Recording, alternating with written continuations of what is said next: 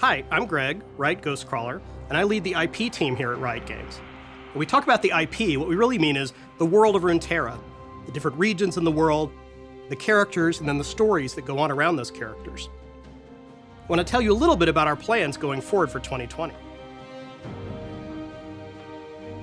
Now, if you think back to 2018, we used that as an opportunity to physically build out the map, like what does the world of Runeterra look like, and where are all these cities and places you've heard about.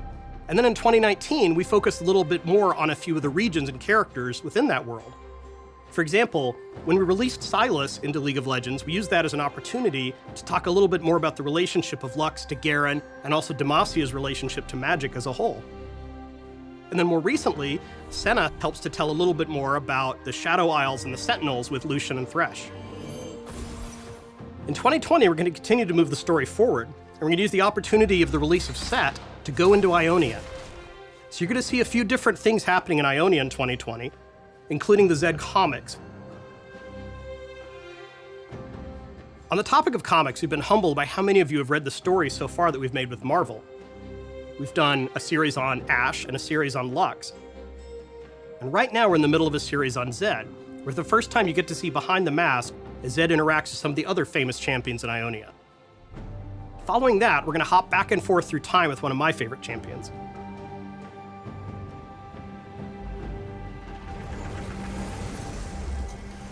Now, one of our biggest opportunities for storytelling in 2020 will come when we finally release Arcane. We talked a little bit about Arcane in the League 10-year celebration, but Arcane is the first animated series from Riot Games, where we follow the evolution of two of League's most famous champions as they grow up in the mean streets of Piltover and Zaun.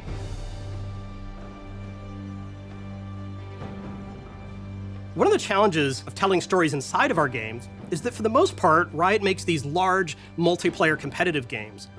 We recognize that single-player games could be a great way to tell stories. So the way we're going to try to tackle that is through something called Riot Forge. Riot Forge is a way for us to publish third-party games that take place inside of the League universe. We've announced the first two games already. The Ruined King is a turn-based role-playing game, and Convergence is a platformer featuring a little bit of time travel with Echo. We really are excited about this project, and we hope that you get to experience the rich lore of League and Runeterra by the end of the year. During the League 10-year celebration, you may have noticed a few sneak peeks about our next tabletop game. We're excited today to announce Tellstones. It's a two-player bluffing game with perfect information. Variants of Tellstones are played throughout Runeterra, and we're working hard to make sure you feel like you're holding a piece of the Demasian one in your hands. We're really committed to exploring this space, so we've established a Riot tabletop team. We're going to explore a lot of different types of games, some big, some small. We really hope that they're all something you love.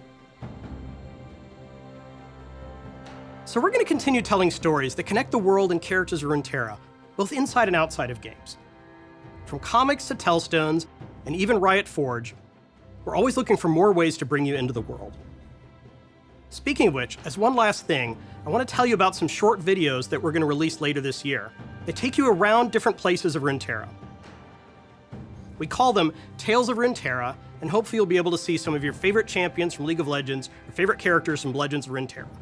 Here's a sneak peek of Ionia. Thanks. What happens when an outsider destroys the balance in this land? Is this another one of your riddles, old man?